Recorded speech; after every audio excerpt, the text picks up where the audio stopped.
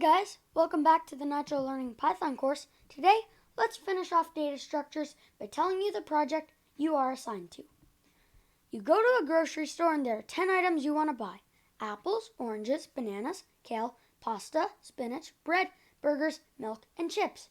Their prices, respectively, are $1.15, $2.50, $1.25, $3.50, $2.50, $1, $5, $2.50, and $1.25. You have this list of tasks to do. Number 1, find out your total with a 6% tax rate. Number 2, print out this string. The total without tax was whatever the total without tax was, and the total with tax is whatever the total with tax was. Number 3, put the prices in a list and print the third item. Number 4, make that list so it can't be changed.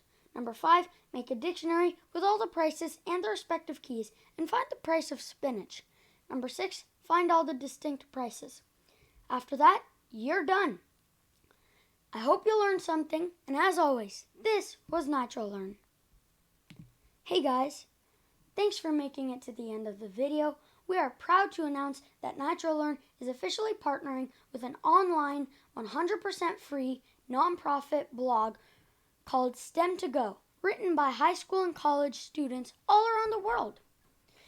They have great content, and I'll leave their links in the description to their Instagram and their blog. Go check them out. Give them a follow. They have amazing content. For example, I just finished reading an article called The Science Behind the Destructive Food Waste. It's a really good article, and there's tons more articles like this. Go check them out. Thank you. Bye.